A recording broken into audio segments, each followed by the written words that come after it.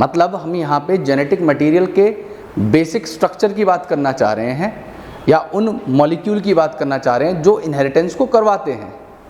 और इनहेरिटेंस का मतलब तो आप जानते ही हो कि कैरेक्टर्स का ट्रांसमिशन होना एक जनरेशन से दूसरी जनरेशन में, इस प्रोसेस को इनहेरिटेंस कहा जाता है। तो इस चैप्टर में कौन कौन सी चीज़ें आपको कवर करनी है, तो बेटा इसमें मैं टॉपिक्स की बात कर लेता हूँ सबसे पहले कि कौन कौन से टॉपिक्स हैं जो आपको कवर करने हैं।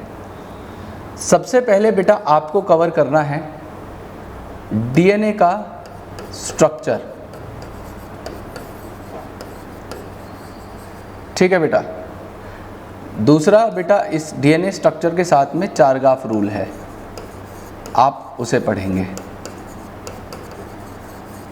ठीक है। उसके अलावा आपको पढ़ना है यहाँ पे डीएनए का जो डबल हेलिकल 3D मॉडल है, डबल हेलिकल मॉडल, उसकी आपको बात करनी है। फिर आपको बेटा बात करनी है डीएनए पैकेजिंग की कि डीएनए पैकेजिंग कैसे होती है। ठीक है। उसके अलावा फिर दूसरे हिस्से में चालू हो जाएगा बेटा search of genetic material. Search of genetic material, और सर्च ऑफ जेनेटिक मटेरियल में बेटा आपको सबसे पहले पढ़ना है ग्रिफिथ एक्सपेरिमेंट। Griffith experiment. फिर बेटा इसकी बायोकेमिकल कैरेक्टराइजेशन कैसे होगी, biochemical characterization.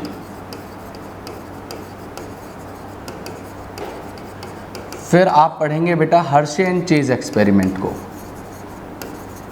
Hershey and Chase experiment को।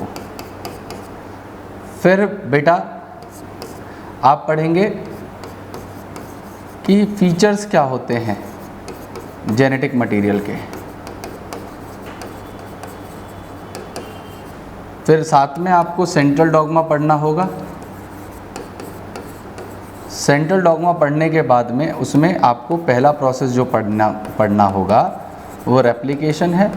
रेप्लिकेशन के साथ में एसोसिएटेड एक एक्सपेरिमेंट और है, मेसल्सन एंड स्टाल एक्सपेरिमेंट बेटा, मेसल्सन एंड स्टाल एक्सपेरिमेंट। ठीक है। रेप्लिकेशन के साथ में एसोसिएटेड टॉपिक होगा मेसल्सन एंड स्टाल एक्सपेरिमेंट। फिर इसी तरीके से बेटा आपको ट्रांसक्रिप्शन पढ़ना है, ये अगला मैकेनिज्म है सेंट्रल डॉगमा में। फिर आपको बेटा टाइप ऑफ आरएनए पढ़ने हैं, टाइप ऑफ आरएनए पॉलीमरेज पढ़ने हैं, आरएनए पॉलीमरेज पढ़ने हैं। आपको बेटा आगे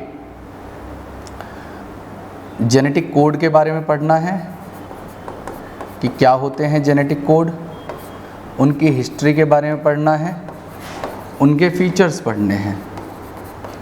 उसके अलावा आपको एक छोटा सा टॉपिक है बेटा वोबल हाइपोथेसिस, उसे कवर करना है।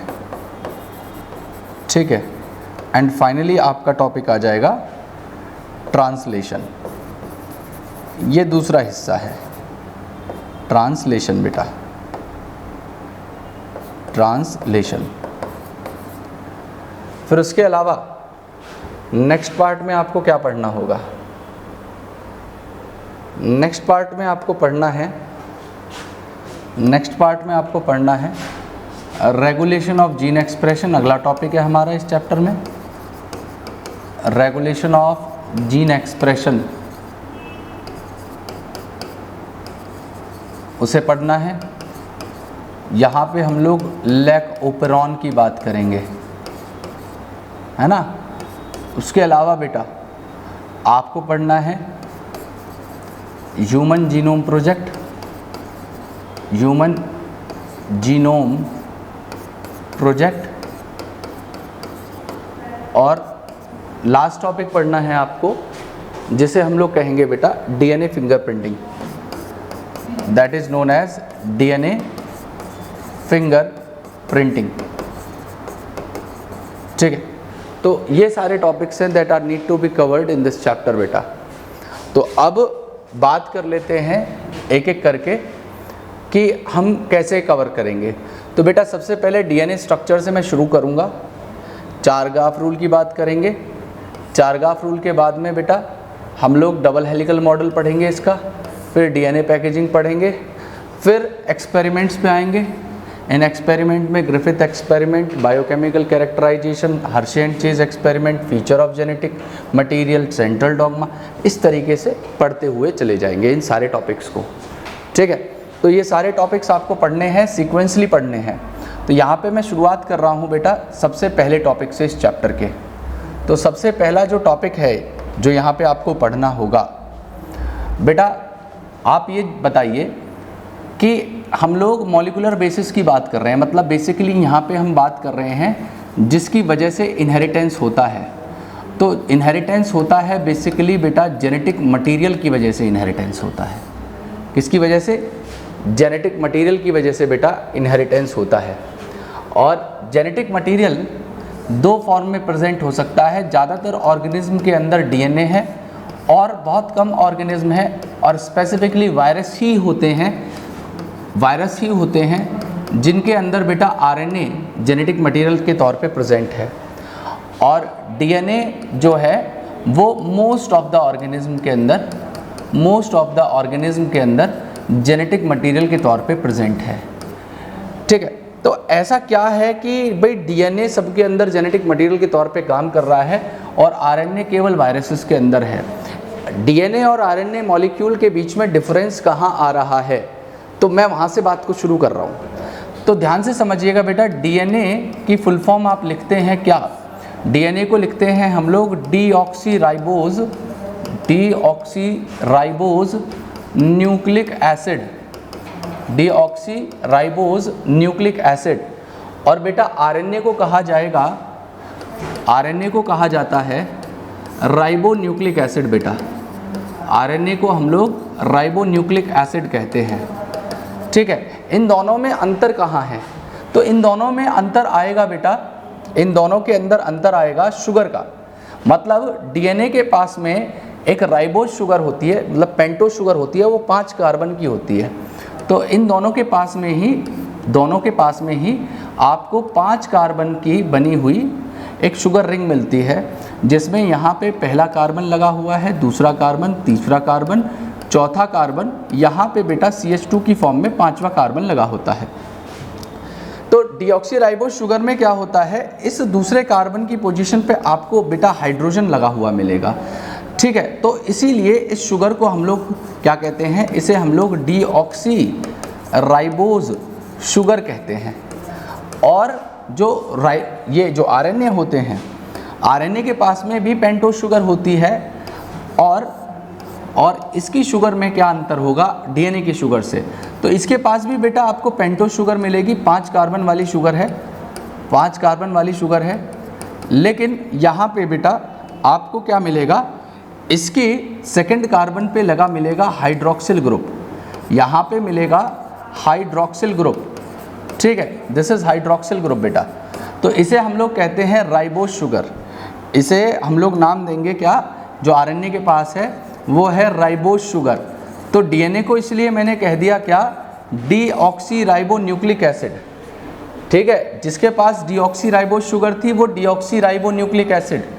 ठीक है, डीऑक्सीराइबो न्यूक्लिक एसिड, मैंने डीऑक्सीराइबोज न्यूक्लिक लिख दिया है, वो बेसिकली होना चाहिए क्या, डीऑक्सीराइबो न्यूक्लिक एसिड। ठीक है बेटा, क्योंकि इस डीऑक्सीराइबो के पास में डीऑक्सीराइबोज शुगर है, राइबो के पास में राइबोज शुगर है, इसलिए इन्हें बेटा डीऑक्सीराइबो और राइबो न्यूक्लिक एसिड की फॉर्म में लिखा गया है या इन्हें बोला जाता है। अब बेसिकली ये जो हाइड्रोक्सिल ग्रुप होता है बेटा, ये जो हाइड्रोक्सिल ग्रुप होता है ये काफ़ी रिएक्टिव ग्रुप होता है। ये जो ग्रुप है ये काफ़ी रिएक्टिव होता है। ठीक है, रिएक्टिव होने की वजह से, इस ग्रुप की रिएक्टिविटी ज़्यादा होने की वजह से इसके अंदर जो है म्यूटेशन का रेट बहुत ज़्यादा होता है बेटा। इसके अंदर म्यूटेशन का रेट बहुत ज़्यादा होता है और म्यूटेशन रेट होने की वजह से ये अपने बेटा जीनोटाइप को, मतलब इसका जो जीनोटाइप है या इसका जो जेनेटिक कॉन्स्टिट्यूशन है या इसकी जो फॉर्म है, ये टाइम टू टाइम बदल सकती है। इसका जीनोटाइप और इसका फिनोटाइप या इसकी जो फॉर्म है ये टाइम टू टाइम बदल सकती है। मतलब आप इसी चीज़ को ऐसे कंपेयर करिए कि अभी जो कोविड आया था या अभी भी चल रहा है, तो कोविड या कोरोना वायरस के अंदर बेटा ये जो नोवल कोरोना वायरस था, ये कोविड एक क्या था, ये एक आरएनए वायरस था। तो आरएनए वायरस होने की वजह से क्या था, इसके अंदर जल्दी बहुत फास्ट रेट पे म्यूटेशन हो रहा था, और म्यूटेशन होने की वजह से इसके अंदर आपको बेटा वेरिएंट्स बहुत सारे अलग अलग तरीके के मिल रहे थे। तो आप लोगों ने सुना होगा कि भाई इसमें ये डेल्टा वेरिएंट बन गया, या ये इस कंट्री के वेरिएंट बन गया, या उस कंट्री का वेरिएंट बन गया। तो वो वेरिएंट बेसिकली क्यों बन रहा था, क्योंकि बेटा ये बेसिकली आरएनए वायरस था, और आरएनए वायरस बेसिकली क्या होते हैं, उनके अंदर रिएक्टिव ग्रुप प्रेजेंट होता है, जिसकी वजह से उनमें फास्ट रेट पे म्यूटेशन होता है, जो अपनी फॉर्म को जल्दी जल्दी बदल सकता है। मेरी बात समझिएगा आप। तो ये आरएनए वायरसेस के साथ में है ना। तो आप एक चीज़ समझिएगा कि कोई भी मॉलिक्यूल जेनेटिक मटेरियल के तौर पे तब काम कर सकता है, कोई भी मॉलिक्यूल जेनेटिक मटेरियल के तौर पे तब एक्ट कर सकता है जब वो केमिकली ज़्यादा स्टेबल हो। मतलब अगर आप देखेंगे तो डीएनए के पास में जो ये ग्रुप था, हाइड्रोजन ग्रुप था, ये बेटा ज़्यादा रिएक्टिव नहीं था। तो इसकी वजह से ये क्या था, इसके पास में स्टेबिलिटी थी, ये स्टेबल था। तो डीएनए जो है केमिकली स्टेबल मॉलिक्यूल है बेटा, डीएनए केमिकली स्टेबल मॉलिक्यूल है, और आरएनए के पास में ये रिएक्टिव ग्रुप है। तो रिएक्टिव ग्रुप होने की वजह से बेटा ये केमिकली अनस्टेबल हो जाता है, ये केमिकली अनस्टेबल हो जाता है। तो कोई चीज़ जो केमिकली अनस्टेबल हो वो जेनेटिक मटेरियल के तौर पे कैसे एक्ट कर पाएगी, और जिस चीज़ के पास में ज़्यादा स्टेबिलिटी हो, ज़्यादा स्टेबल हो, तो बेटा वो बेसिकली एक्ट कर सकता है जेनेटिक मटेरियल के तौर पे। तो डीएनए जेनेटिक मटेरियल इसलिए है क्योंकि वो ज़्यादा केमिकली स्टेबल है, और आरएनए केमिकली अनस्टेबल है, इसलिए वो बहुत कम ऑर्गेनिज्म में केवल वायरस के अंदर जेनेटिक मटेरियल के तौर पे एक्ट कर रहा है। ठीक है। और दूसरी बात यहाँ पे ये है कि बेटा जो डीएनए मॉलिक्यूल होगा, इन डीएनए मॉलिक्यूल के अंदर बेटा क्या होता है कि इनका जो स्ट्रक्चर है वो डबल स्ट्रैंडेड होता है। इनका जो स्ट्रक्चर है वो 2 स्ट्रैंड का बना होता है, डबल स्ट्रैंडेड इनका स्ट्रक्चर है।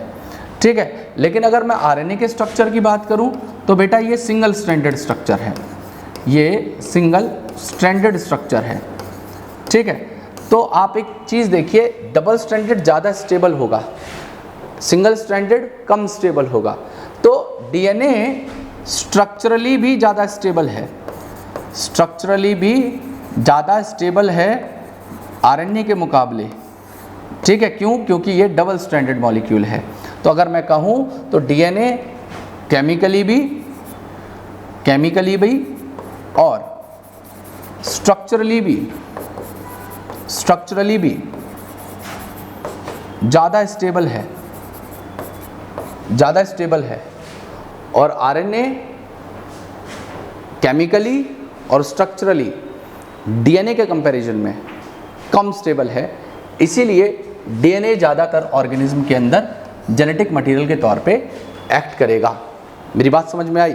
तो मैं एक बात प्रीव्यू कर दे रहा हूँ। डीएनए के पास डीऑक्सीराइबोज शुगर है, इस पे सेकंड कार्बन पे हाइड्रोजन लगा हुआ है, इस पे सेकंड कार्बन पे हाइड्रोक्सिल लगा हुआ है। हाइड्रोक्सिल लगने की वजह से हाइड्रोक्सिल ग्रुप बेसिकली ज़्यादा रिएक्टिव है, रिएक्टिव होने की वजह से उसमें फास्टर रेट पे म्यूटेशन होगा। जो ऑर्गेनिज्म फास्टर रेट पे म्यूटेशन करेगा वो अपने जीनोटाइप, फिनोटाइप और अपनी फॉर्म को बहुत जल्दी जल्दी बदल सकता है ना। तो बेसिकली कोविड वायरस एक आरएनए वायरस था, जिसकी वजह से उसमें फास्टर रेट ऑफ म्यूटेशन हो रहा था, जिसकी वजह से आपको वहाँ पे अलग अलग वेरिएंट मिल रहे थे। ठीक है। लेकिन डीएनए को देखें तो बेटा ये केमिकली स्टेबल होता है क्योंकि हाइड्रोजन कम रिएक्टिव है, और स्ट्रक्चरली भी डीएनए ज़्यादा स्टेबल है बिकॉज उसके पास डबल स्ट्रैंडेड मॉलिक्यूल है, और आरएनए के पास सिंगल स्ट्रैंडेड है, इसलिए ये स्ट्रक्चरली भी कम स्टेबल मॉलिक्यूल है। तो इन दोनों के बीच में कंपैरिजन तो आपको समझ में आ गया होगा। अब बात कर लेते हैं कि डीएनए को कौन बनाता है। ठीक है। जैसे आप लोगों ने बायोमॉलिक्यूल चैप्टर जब पढ़ा होगा तो वहाँ पे पढ़ा होगा कि हर चीज़ की एक मोनोमरिक फॉर्म होती है, किसी भी बायोमॉलिक्यूल की एक मोनोमरिक फॉर्म होती है। जैसे प्रोटीन को बनाने के लिए वहाँ पे मोनोमरिक फॉर्म मिलेगी आपको, जिन्हें हम लोग अमीनो एसिड्स कहते हैं। इसी तरीके से बेटा आपको कार्बोहाइड्रेट के अंदर जो है मोनोसैकेराइड या शुगर्स बेसिक यूनिट के तौर पे मिलेंगे या मोनोमर्स के तौर पे मिलेंगी। तो ये मोनोमर्स क्या करते हैं, बहुत सारे मोनोमर्स एक दूसरे के साथ कोई ना कोई अलग अलग बॉन्ड से, जैसे अगर प्रोटीन बननी होगी अमीनो एसिड्स को मिलके तो पेप्टाइड बॉन्ड बन जाता है तो वो प्रोटीन की चेन बना लेता है। इसी तरीके से कार्बोहाइड्रेट्स में आपको ग्लाइकोसिडिक बॉन्ड मिलेगा मोनोसैकेराइड्स के बीच में और वो एक कार्बोहाइड्रेट बनाता हुआ नजर आएगा। लेकिन अगर डीएनए की बात करें तो डीएनए में जो मोनोमर है, इस जैसे डीऑक्सी राइबोन्यूक्लिक एसिड या राइबोन्यूक्लिक एसिड, दोनों के अंदर ही जो मोनोमर है उन्हें हम लोग कहते हैं बेटा न्यूक्लियोटाइड। ठीक है, अब वो न्यूक्लियोटाइड जो डीएनए के अंदर है उसे डीऑक्सी राइबोन्यूक्लियोटाइड कह देंगे क्योंकि उसके पास डीऑक्सी राइबोस शुगर है, और जो आरएनए के अंदर न्यूक्लियोटाइड होगा उसे बेटा हम लोग राइबोन्यूक्लियोटाइड कह देंगे, उसे हम लोग राइबोन्यूक्लियोटाइड कह देंगे। तो यहाँ पे अगर मैं बात करूँ डीएनए की, तो डीएनए को फिर से मैं बता रहा हूँ, डीएनए क्या है, ये एक न्यूक्लिक एसिड है। और कौन सा, डीऑक्सी राइबोन्यूक्लिक एसिड है बेटा, डीऑक्सी राइबोन्यूक्लिक एसिड है। और ये क्या है, ये एक पॉलीमर है। और इस पॉलीमर को कौन बनाएगा बेटा, इस पॉलीमर को मोनोमर्स बनाते हैं। तो इनके जो मोनोमर हैं वो कौन है, वो है बेटा डीऑक्सी राइबो न्यूक्लियोटाइड, या आप सिंपली न्यूक्लियोटाइड बोल लीजिए। तो अब ये न्यूक्लियोटाइड क्या होता है और ये न्यूक्लियोटाइड किस तरीके से इस डीएनए के स्ट्रक्चर को बनाएगा बेटा, उसकी बात हम लोग कर लेते हैं। तो यहाँ पे जो न्यूक्लियोटाइड होता है बेटा, जो न्यूक्लियोटाइड होता है, न्यूक्लियोटाइड तीन चीज़ों से मिलके बना हुआ है। न्यूक्लियोटाइड तीन मेन चीज़ों से मिलके बना हुआ है। किस किस से बना हुआ है, तो यहाँ पे सबसे पहली चीज़ आपको जो मिलेगी वो मिलेगी पेंटोज शुगर या राइबोज शुगर या डीऑक्सी राइबोज शुगर, जो आपको यहाँ पे मिलने वाली है। तो मैंने सबसे पहली चीज़ बना ली यहाँ पे एक पेंटोज शुगर को। पेंटोज शुगर वो जिसके पास 5 कार्बन होते हों, पेंटोज शुगर वो जिसके पास में बेटा 5 कार्बन होते हों। ठीक है, यहाँ पे ये 5 कार्बन की शुगर मैंने आपके सामने बना दी। अब इस 5 कार्बन की शुगर के ऊपर यहाँ पे पहले कार्बन पे, इसके फर्स्ट कार्बन पे दूसरी चीज़ जो जुड़ी होती है उस चीज़ को बेटा हम लोग नाइट्रोजिनस बेस कहते हैं बेटा, उसे हम लोग नाइट्रोजिनस बेस कहते हैं। तो नाइट्रोजिनस बेस इनके साथ में जुड़े होते हैं किस पे, पहले कार्बन पे। और बेटा बॉन्ड का नाम आप याद रखना, यहाँ पे नाइट्रोजिनस बेस के बीच में और इसके बीच में जो बॉन्ड होता है उसे हम लोग एन ग्लाइकोसिडिक बॉन्ड कहते हैं, उसे हम लोग एन ग्लाइकोसिडिक बॉन्ड कहते हैं। और ये जो एन ग्लाइकोसिडिक बॉन्ड होता है ये बेसिकली प्यूरिन और पिरिमिडीन के लिए बदल जाता है। मतलब अगर मैं बात करूं प्यूरिन की, तो प्यूरिन के अंदर आपको जो बॉन्ड मिलेगा वो 1:9 ग्लाइकोसिडिक बॉन्ड मिलता है, 1:9 ग्लाइकोसिडिक बॉन्ड मिलता है। और बेटा अगर हम बात करें पायरिमिडीन की, अगर हम बात करें पायरिमिडीन की, तो बेटा यहाँ पे आपको 1:1 ग्लाइकोसिडिक बॉन्ड देखने के लिए मिलेगा। ठीक है, 1:1 ग्लाइकोसिडिक बॉन्ड देखने के लिए मिलेगा। और दूसरी चीज़ अगर मैं इधर देखूं, जो पहली चीज़ तो मैंने बता दिया पेंटोज शुगर, फिर मैंने बता दिया आपको नाइट्रोजिनस बेस, और इसके साथ में क्या जुड़ा हो सकता है। तो बेटा इसके 5वें कार्बन के ऊपर आपको फॉस्फेट ग्रुप जुड़ा हुआ मिलेगा, आपको इसके 5वें कार्बन पे फॉस्फेट ग्रुप जुड़ा हुआ मिलेगा। और बेटा ये जो फॉस्फेट है ये जुड़ा होता है फॉस्फो ईस्टर बॉन्ड की मदद से, ये फॉस्फो ईस्टर बॉन्ड की मदद से जुड़ा होता है, या आप इसे कोवेलेंट बॉन्ड भी कह सकते हो, आप इसे कोवेलेंट बॉन्ड भी कह सकते हो।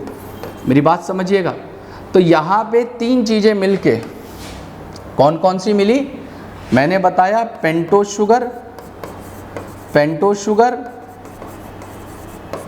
नाइट्रोजिनस बेस और फॉस्फेट।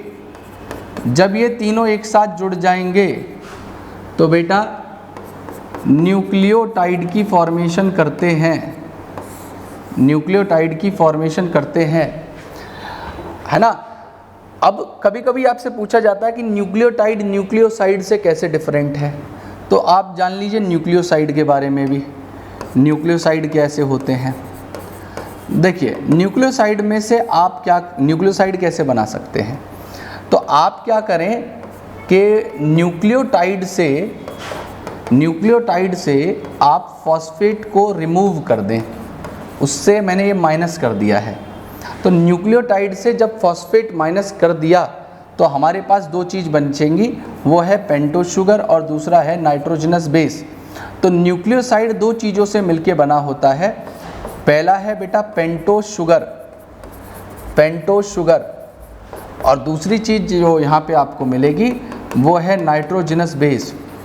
तो दो चीज़ों से मिलके बना हुआ है न्यूक्लियोसाइड, पेंटोस शुगर से और नाइट्रोजनस बेस से। और न्यूक्लियोटाइड आपका किससे बना हुआ है, न्यूक्लियोटाइड बना हुआ है पेंटोस शुगर, नाइट्रोजनस बेस और फॉस्फेट से। तो हम एक तरीके से ये कह सकते हैं कि अगर मैं न्यूक्लियोटाइड से फॉस्फेट को रिमूव कर देता हूँ तो मेरे पास में जो रिजल्टेंट बचता है वो कहलाता है बेटा न्यूक्लियोसाइड। अभी मैं न्यूक्लियोसाइड और न्यूक्लियोटाइड के नाम भी आपको बताऊंगा। अभी उससे पहले मैं आपको ये बता दूं कि ये जो नाइट्रोजनस बेस होते हैं इनकी जो कैटेगरी है प्यूरिन और पिरिमिडीन, वो क्या होती है, उसे हम कैसे पढ़ते हैं। तो मैं यहाँ आपको बेटा अब बताता हूँ नाइट्रोजनस बेस के बारे में, नाइट्रोजनस बेस के बारे में। तो नाइट्रोजनस बेस हमारे दो कैटेगरी में बांटे गए हैं, एक को कहते हैं बेटा हम लोग प्यूरिन, और बेटा दूसरे वाले होते हैं जिन्हें हम लोग पिरिमिडीन्स कहते हैं। बेटा प्यूरिन वो होते हैं जिनका स्ट्रक्चर 9 मेंबर्ड रिंग का होता है, ये 9 मेंबर्ड रिंग होते हैं। अब 9 मेंबर्ड रिंग का मतलब क्या है कि इनके पास में एक कंप्लीट रिंग होती है और एक इनकम्प्लीट रिंग प्रेजेंट होती है। मतलब इनके पास में एक कंप्लीट रिंग होती है और दूसरी इनकम्प्लीट रिंग होती है। और इस दो रिंग में, जिसमें ये पहला, ये दूसरा, ये तीसरा, ये चौथा, ये पांचवा, ये छठा, ये सातवां, ये आठवां, ये नौवां, 9 मेंबर हो गए। इस 9 मेंबर में बेटा, इस 9 मेंबर में पहली पोजीशन पे, तीसरी पोजीशन पे, 7वीं पोजीशन पे और 9वीं पोजीशन पे आपको नाइट्रोजन देखने के लिए मिलेगा। तो यहाँ पे अगर मैं बात करूँ तो प्यूरिन के अंदर आपको नाइट्रोजन लगा हुआ मिलेगा 4 पोजीशन पे, 1st, 3rd, 7th और 9th। ये 4 पोजीशन हैं जिनके ऊपर आपको क्या मिलेगा, नाइट्रोजन लगा हुआ मिलेगा बेटा, ठीक है। इनके ऊपर आपको नाइट्रोजन लगा हुआ मिलेगा, ठीक है। तो प्यूरिन हमारे कौन कौन से प्यूरिन होते हैं बेटा, तो आप ध्यान रखिएगा प्यूरिन हमारे कौन कौन से होंगे। तो हमारे एडेनिन और ग्वानिन, एडेनिन एंड ग्वानिन, ये दोनों हमारे पिरिमिडीन्स होते हैं। एडेनिन और ग्वानिन दोनों प्यूरिन्स होते हैं बेटा। पिरिमिडीन तो हमारे साइटोसिन, थाइमिन और यूरेसिल होंगे, प्यूरिन हमारे एडेनिन और ग्वानिन होते हैं। अब बात कर लें, जिस तरीके से हम लोगों ने प्यूरिन की बात करी, अब पिरिमिडीन की बात कर लेते हैं। तो पिरिमिडीन हमारे होते हैं जो बेसिकली बेटा 6 मेंबर्ड रिंग होते हैं, जिनके पास में, जैसे इनके पास में एक कंप्लीट एक इनकम्प्लीट रिंग प्रेजेंट थी, इसी तरीके से इनके पास में केवल एक रिंग होती है, वो कंप्लीट रिंग होती है, ठीक है। और बेटा ये 1 2 3 4 5 6, ये 6 मेंबर्ड है, ठीक है। और इसमें आपको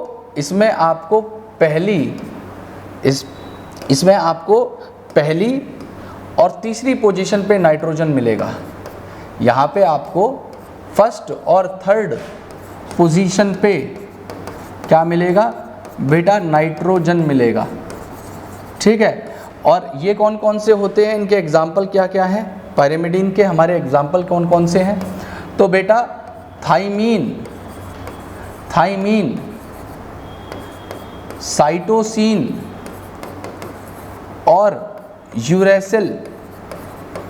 यूरेसिल, ये तीनों बेसिकली क्या है, हमारे पायरिमिडीन है, जिसमें से जो थाइमीन है वो केवल आपको डीएनए में मिलेगा और आरएनए के अंदर आपको यूरेसिल मिलेगा। कहने का मतलब ये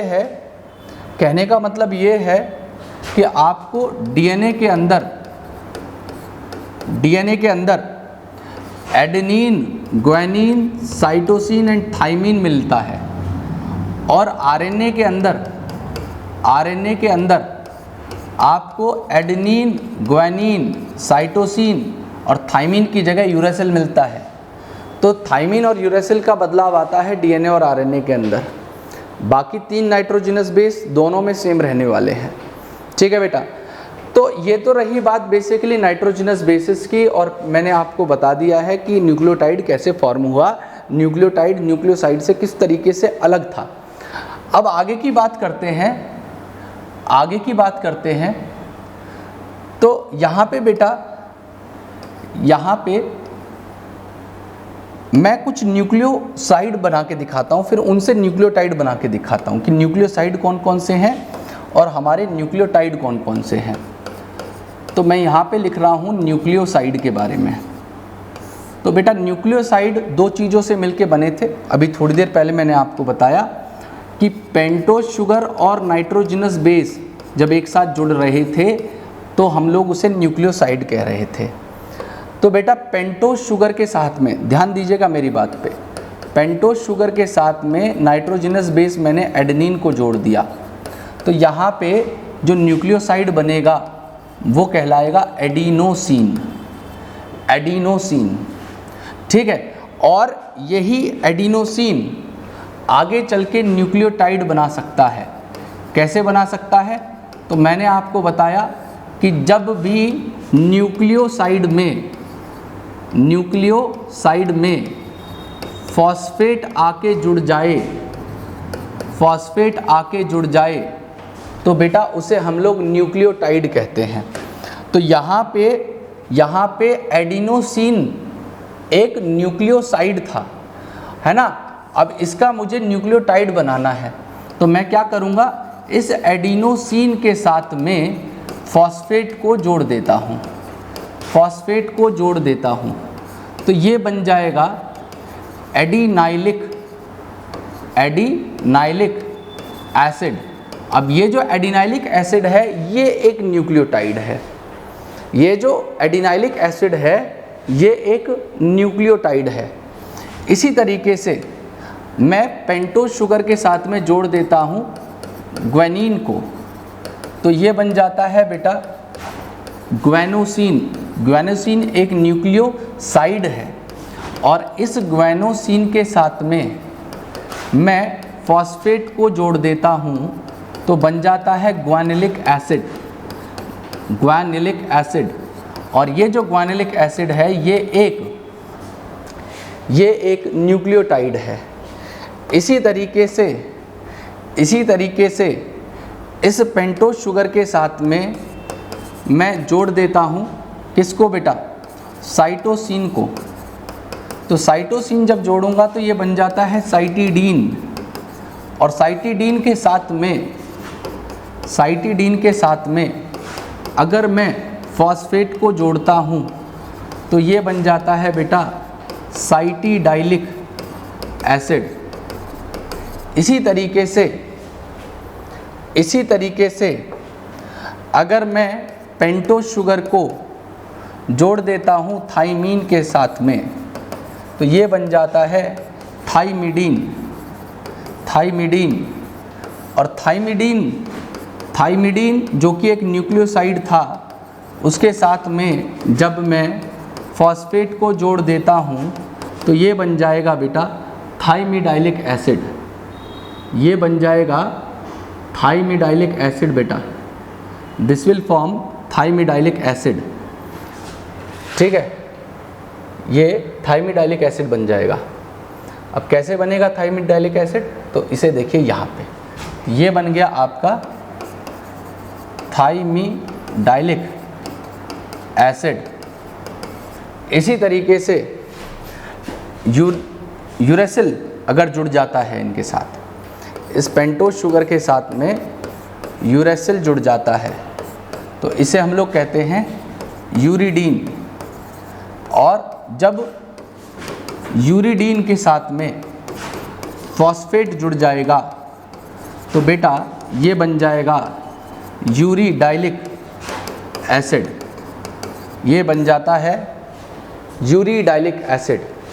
तो ये जो चार थे नाम कौन कौन से, ये जो चारों नाम हैं बेटा, these all four names are basically nucleoside. ठीक है बेटा। और इसी तरीके से ये जो चार नाम हैं आपके सामने, ये चार नाम, ये चारों क्या हैं, ये बेटा है न्यूक्लियोटाइड। तो आपको याद रखना है कि न्यूक्लियोसाइड कैसे बना है और न्यूक्लियोटाइड किस तरीके से फॉर्म हुआ। इस न्यूक्लियोसाइड से मैंने ये आपको बना के दिखा दिया है। अब आ जाते हैं कि डीएनए जो स्ट्रक्चर है ये डबल हेलिकल है और एंटी पैरेलल स्ट्रक्चर होता है। तो दो न्यूक्लियोटाइड आपस में किस तरीके से बॉन्ड फॉर्मेशन करेंगे, उनके बीच में कौन सा बॉन्ड बनेगा, उस बॉन्ड की बात कर लेते हैं। जैसे मैंने आपको बताया कि नाइट्रोजनस बेस और पेंटोज शुगर के बीच में तो आपको एन ग्लाइकोसिडिक बॉन्ड मिल रहा था और आपको पेंटोज शुगर और फॉस्फेट के बीच में फॉस्फोएस्टर या कोवेलेंट बॉन्ड मिलता है। तो अब दो न्यूक्लियोटाइड जब आपस में एक दूसरे के साथ जुड़ेंगे तो वो कौन से बॉन्ड की फॉर्मेशन कर लेते हैं। तो आइए उस बात को समझ लेते हैं बेटा, आइए उस बात को समझ लेते हैं। ठीक है। तो अब मैं आपके सामने डीएनए का एक double stranded anti parallel structure draw कर देता हूं। तो आप जब भी डीएनए को बनाएंगे, हम लोग जब भी सिंपली डीएनए को बनाते हैं तो हम लोग दो लाइन खींचते हैं बेटा, क्योंकि डीएनए डबल स्ट्रैंडेड है और एंटी पैरेलल है। तो एंटी पैरेलल चीज़ को कैसे दिखाया जाता है यहाँ पे, तो हम लोग इसकी पोलैरिटी बताते हैं। हम लोग पोलैरिटी में हमेशा 5 प्राइम लिखते हैं, 3 प्राइम लिखते हैं। और जो पोलैरिटी मैंने यहाँ पे लिखी है इसी की अपोजिट पोलैरिटी इसके दूसरे वाले स्ट्रैंड में लिखेंगे और इनके बीच में बेटा हाइड्रोजन बॉन्ड जुड़े होते हैं। मतलब बेसिकली यहाँ पे जो है आपको न्यूक्लियोटाइड लगे हुए मिलेंगे। अब न्यूक्लियोटाइड कौन कौन से लगे होंगे और कैसे कैसे लगे होंगे, तो जैसे एडेनिन है, एडेनिन के साथ में आपको थाइमीन 2 हाइड्रोजन बॉन्ड बनाते हुए दिख जाएगा। सिमिलरली वाइस वर्सा कर लीजिए, थाइमीन आपको एडेनिन के साथ में 2 हाइड्रोजन बॉन्ड के साथ मिल जाएगा। सिमिलरली आप साइटोसिन और ग्वानिन के बीच में बेटा 3 हाइड्रोजन बॉन्ड देखेंगे। इसी तरीके से आप ग्वानिन और साइटोसिन के बीच में जो है 3 हाइड्रोजन बॉन्ड देखेंगे। तो ये तो एक मैंने आपको सिंपल स्ट्रक्चर बताया। अब ये इसका मतलब क्या है, जो पोलैरिटी लिखी गई है ये क्या बताया गया है, इससे क्या बताना चाहते हैं। ठीक है, ये 5 प्राइम 3 प्राइम या 3 प्राइम 5 प्राइम ये क्या बवाल है, तो इसे समझिएगा कैसे। मैं यहाँ पे आपके सामने एक डीएनए को पॉलीमराइज कर रहा हूँ। मतलब यहाँ पे एक मोनोमर न्यूक्लियोटाइड लेके उस न्यूक्लियोटाइड से एक पॉलीमर एक डीऑक्सीराइबोन्यूक्लिक एसिड की फॉर्मेशन करवा रहा हूँ। तो यहाँ पे मैं आपके सामने ये ले लिया मैंने एक न्यूक्लियोटाइड। इस न्यूक्लियोटाइड में मैंने इसके पहले कार्बन पे रैंडमली मैंने एडेनिन ले लिया फॉर एग्जांपल। ठीक है, एडेनिन ले लिया और यहाँ पे मैंने 5वें कार्बन पे बेटा इसके फॉस्फेट को ले लिया है। इसके 5वें कार्बन पे मैंने क्या किया है, मैंने इसके 5वें कार्बन पे फॉस्फेट को ले लिया है। ठीक है, 5th कार्बन के ऊपर फॉस्फेट प्रेजेंट है बेटा। ठीक है, तो ये फर्स्ट है, ये सेकंड है, ये थर्ड है, ये फोर्थ है। ठीक है, अब आप एक बात समझिएगा कि यहाँ पे जो दूसरा न्यूक्लियोटाइड है उसके भी पहले कार्बन पे मैंने आपको ग्वानिन जोड़ के दिखा दिया। फॉर एग्जांपल कोई भी रैंडमली ले रहा हूँ मैं। और यहाँ पे भी इसी तरीके से इसके 5th कार्बन से फॉस्फेट जुड़ा होगा। अब मैं क्या कर रहा हूँ बेटा, फॉस्फेट को खोल के लिख रहा हूँ। मतलब जो फॉस्फेट होता है, फॉस्फेट का जो स्ट्रक्चर होता है वो होता है बेटा PO4-। अगर इसको मैं ओपन करके बनाता हूँ तो बेटा ये कुछ इस तरीके से बनता है। इसका जो स्ट्रक्चर है PO4- का वो इस तरीके से बनता है। तो मैं यहाँ पे क्या कर रहा हूँ, इस फॉस्फेट को ओपन करके लिख दे रहा हूँ। मतलब इस फॉस्फेट को जो मैंने इसके ऊपर लगाया था 5वें कार्बन के ऊपर, इसको मैं ओपन इस फॉर्म में लिख दे रहा हूँ, इस फॉर्म में जो ये आपके सामने दिख रही होगी। ठीक है, ये इस फॉर्म में लिख दे रहा हूँ। तो मैं देखिए आप यहाँ पे इस फॉस्फेट को लिखने जा रहा हूँ, ठीक है, इस कार्बन के ऊपर। तो आप देखिएगा यहाँ पे ये मैंने फॉस्फेट को ओपन स्ट्रक्चर में लिख दिया है। तो यहाँ पे आप देखेंगे कि ये 3rd कार्बन और ये 5वें कार्बन के बीच में एक बॉन्ड बन रहा होगा, जो पहले न्यूक्लियोटाइड के 3रे कार्बन, दूसरे न्यूक्लियोटाइड के 5वें कार्बन के बीच में बन रहा है। इस बॉन्ड को बेटा हम लोग 3:5 फॉस्फोडाइस्टर बॉन्ड कहते हैं। ठीक है, 3:5 फॉस्फोडाइस्टर बॉन्ड कहते हैं, जो मैंने आपके सामने बनाया है। अब एक चीज़ याद रखना बेटा, आप इसके पीछे 1 मिलियन, 1 बिलियन, 1 ट्रिलियन न्यूक्लियोटाइड लगा दीजिए, चेन कितनी भी लंबी चेन बना दीजिए। यहाँ पे हमेशा याद रखना, जो लास्ट वाला न्यूक्लियोटाइड होगा, सबसे लास्ट वाला जो न्यूक्लियोटाइड होगा, उसका 3rd कार्बन हमेशा फ्री होगा। जो भी लास्ट होगा इसकी चेन के पीछे, इसके पीछे आप कितने भी लगा लीजिए, जो सबसे लास्ट न्यूक्लियोटाइड है उसका 3rd कार्बन हमेशा फ्री होगा और किसी के साथ वो बॉन्ड नहीं बना रहा होगा। जैसे यहाँ पे ये पहला न्यूक्लियोटाइड है, ये दूसरा लास्ट है, तो लास्ट वाले का 3rd कार्बन क्या है, फ्री है और एंड की तरफ है। तो जब भी 3rd कार्बन एंड पे हो और फ्री हो, किसी के साथ बॉन्ड ना बना रहा हो, तो उसे बेटा मैंने क्या बोला कि जब तीसरा कार्बन फ्री है, किसी के साथ बॉन्ड नहीं बना रहा और एंड पे है, तो बेटा इसे 3' कह देते हैं। और इसी तरीके से आप देखिए कि यहाँ पे जो भी सबसे पहला न्यूक्लियोटाइड होगा, देखिए इसका 3rd कार्बन तो इसके साथ, इसके 5th कार्बन के साथ बॉन्ड बनाने में इंगेज है, लेकिन यहाँ पे 5th कार्बन जो है इसके ऊपर केवल फॉस्फेट लगा हुआ, बाकी ऊपर किसी से बॉन्ड नहीं बना रहा है। तो यहाँ पे ये जो 5th कार्बन है एंड की तरफ है, बाकी भी केवल एक फॉस्फेट यहाँ पे जुड़ा हुआ, बाकी तो कोई और ग्रुप यहाँ पे लगा नहीं हुआ। तो जब ये एंड पे हो, तो उसे बेटा हम लोग 5' कह देते हैं। ठीक है, तो इसीलिए जब भी हम लोग चेन बनाते हैं तो 5' लिखते हैं, मतलब ये पहले न्यूक्लियोटाइड का 5वां कार्बन फ्री है, और 3' लिखते हैं, मतलब जो सबसे लास्ट न्यूक्लियोटाइड यहाँ पे लगा होगा उसका 3रा कार्बन फ्री है। ठीक है, तो इस तरीके से मैंने आपके सामने 2 न्यूक्लियोटाइड के बीच में पेयरिंग करते हुए दिखाया। लेकिन एंटी पैरेलल स्ट्रक्चर है, दूसरी चेन भी लगी होगी यहाँ पे और डबल स्ट्रैंडेड है। तो एंटी पैरेलल का मतलब है कि दूसरी वाली जो चेन है वो उल्टी लगी हुई है। दोनों पैरेलल हैं लेकिन एंटी पैरेलल है, मतलब एक सीधी है और एक उल्टी रिंग लगी होगी। कैसे लगी होगी, तो यहाँ पे आपके सामने बेटा मैं उसे भी ड्रॉ कर देता हूँ। तो यहाँ पे एंटी पैरेलल में यहाँ पे एक उल्टी रिंग को मैंने आपके सामने बना दिया।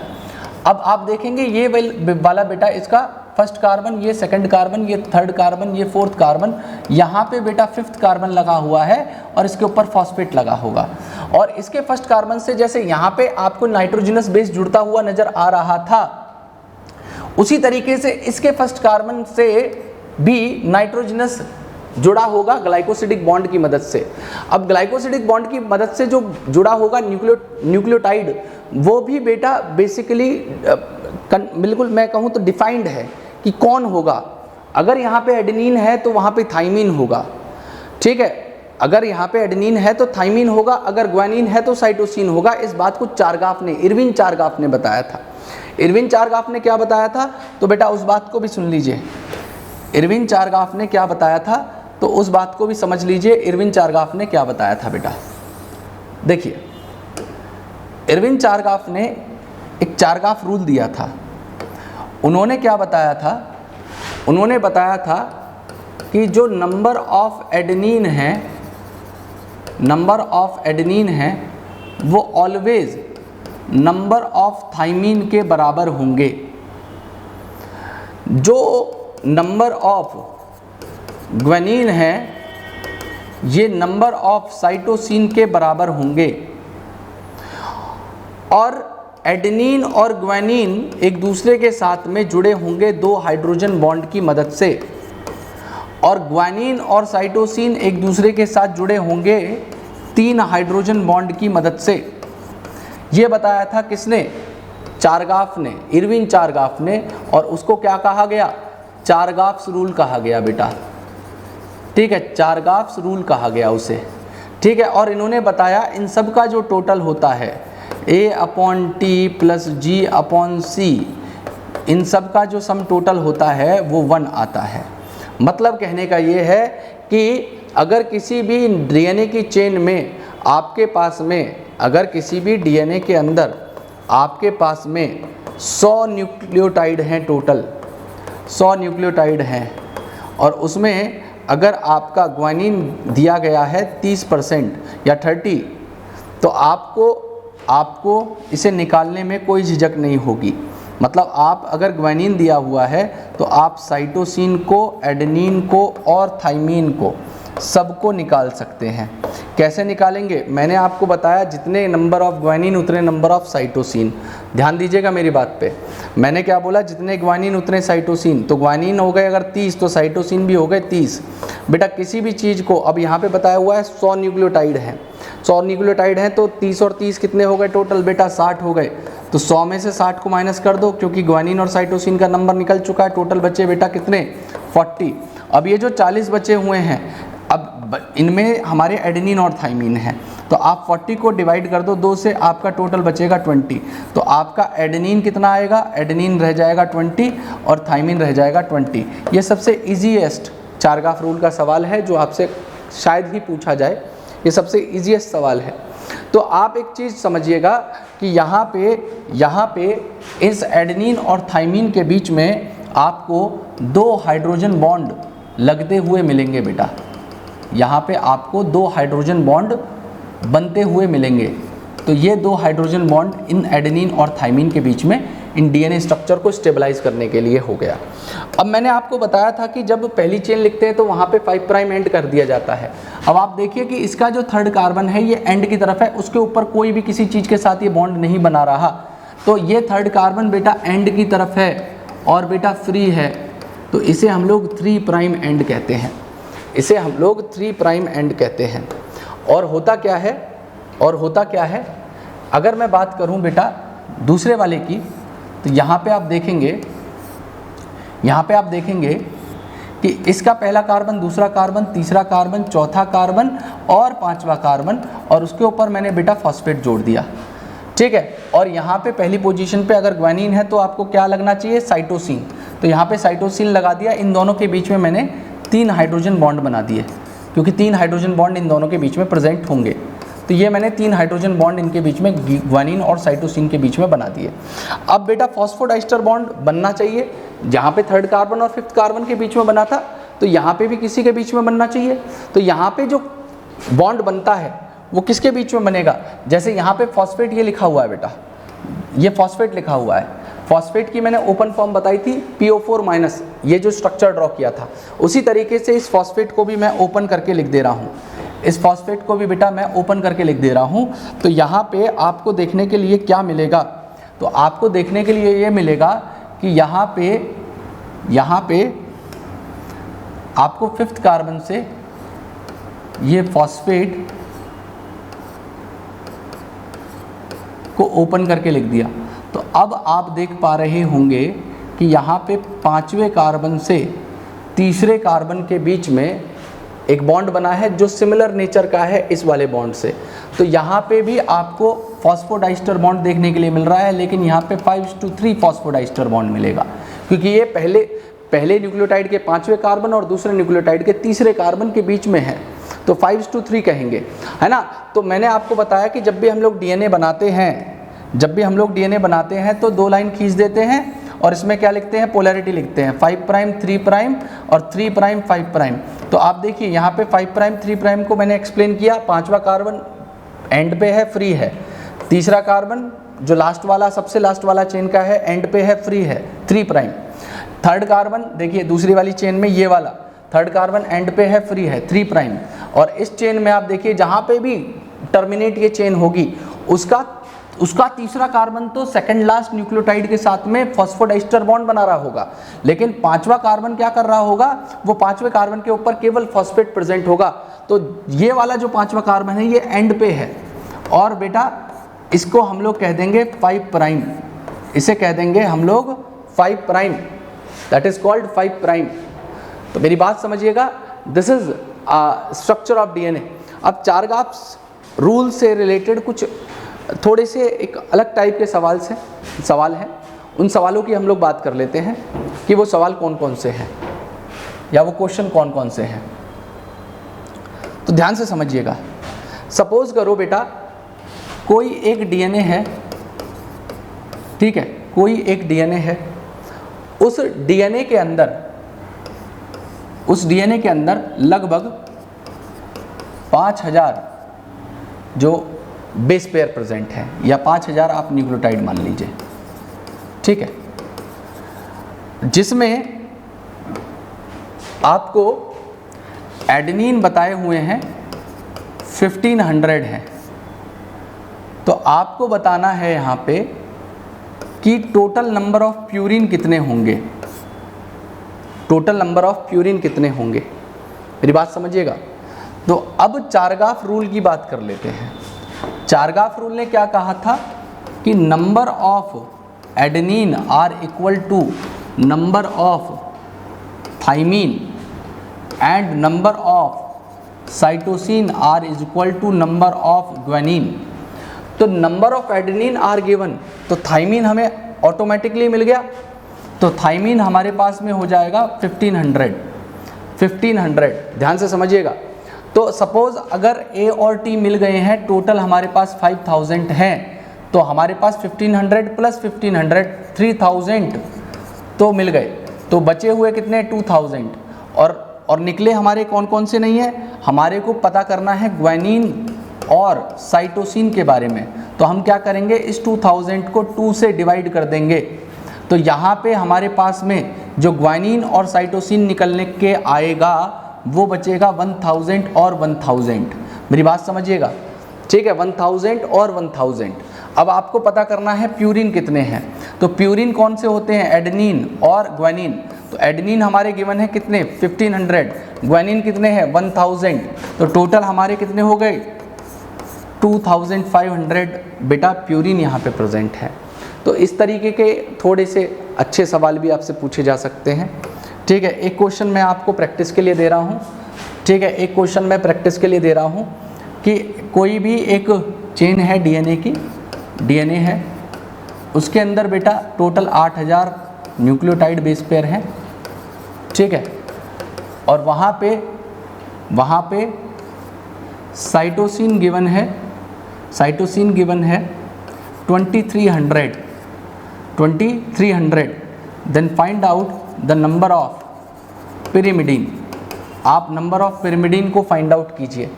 तो कैसे फाइंड आउट करेंगे बेटा, कैसे करेंगे, मैंने बताया चारगाफ रूल, साइटोसिन जितने उतने ग्वानिन। अगर साइटोसिन 2300 है तो ग्वानिन भी कितने होंगे 2300 होंगे। तो अब आप देखिए 2300 टोटल कितना हो गया 4600। तो 4600 को आप टोटल नंबर ऑफ न्यूक्लियोटाइड से माइनस करेंगे, 4600 को आप टोटल नंबर ऑफ न्यूक्लियोटाइड से माइनस करेंगे, तो यहाँ पे बेटा आपके पास बच जाएगा 3400। आपके पास बच जाएगा कितना 3400, ठीक है। अब इस 3400 में आपके कौन कौन बचेंगे, इसमें बचेंगे एडेनिन और थाइमीन, ये दोनों बच जाएंगे क्योंकि साइटोसिन और ग्वानिन निकल चुका है। तो आप इसको 2 से भाग दे देंगे, तो यहाँ पे बेटा 1700 आपका आंसर आना है। तो एडेनिन और थाइमीन 1700 आएंगे। लेकिन यहाँ पे पूछे हैं नंबर ऑफ पायरिमिडीन कितने हैं। तो पायरिमिडीन आप लोग जानते हो कि पायरिमिडीन हमारे होते हैं कौन कौन से, एक साइटोसिन और बेटा दूसरा थाइमीन। तो साइटोसिन गिवन है हमारा 2300 और थाइमीन है बेटा हमारा 1700। तो हम कितना कर देंगे इसको 2300 प्लस 1700 आप जोड़ दीजिए, तो यहाँ पे हो जाएगा आपके 4000। तो 4000 हमारे क्या निकल के आए, पायरिमिडीन निकल के आए। बेटा हमारे 4000 क्या निकल के आए, पायरिमिडीन निकल के आए। तो इस तरीके के क्वेश्चन आपको चारगाफ से मिल सकते हैं और वो आपको मैंने डीएनए का स्ट्रक्चर बता दिया। अब एक छोटी सी बात और आप याद रखिएगा बेटा, जब भी हम लोग डीएनए की लेंथ मेजर करते हैं, मतलब जैसे मैंने यहाँ पे 2 नाइट्रोजनस बेस लगाए, इन दोनों नाइट्रोजनस बेस के बीच में ये देखिए एक नाइट्रोजनस बेस और ये दूसरा नाइट्रोजनस बेस, ये एक नाइट्रोजनस बेस और ये दूसरा नाइट्रोजनस बेस। तो ये बेस नाइट्रोजनस बेसिस हैं, इनकी पेयरिंग होती है। तो इसे हम लोग क्या कहते हैं, जब एक नाइट्रोजनस बेस दूसरे नाइट्रोजनस बेस के साथ बॉन्ड फॉर्मेशन करता है तो इसको कंबाइंडली बेटा हम लोग बेस पेयर कह देते हैं। क्या कह देते हैं, बेस पेयर कह देते हैं। तो अब जब भी हम लोग ह्यूमंस का या किसी भी ऑर्गेनिज्म का डीएनए पता करना चाहें कि वो कितना कॉम्प्लेक्स है, तो आप बताओगे कि भाई वहाँ पे नंबर ऑफ बेस पेयर कितने हैं। जितने ज़्यादा नंबर ऑफ बेस पेयर किसी डीएनए में होंगे उतना ही बड़ा वो डीएनए होगा, जितने कम बेस पेयर वहाँ पे होंगे उतना छोटा वो डीएनए होगा। मेरी बात समझ रहे हैं आप? मैंने क्या बोला कि आप देखेंगे नंबर ऑफ बेस पेयर, जितने ज़्यादा बेस पेयर उतना बड़ा डीएनए, जितने कम नंबर ऑफ बेस पेयर वहाँ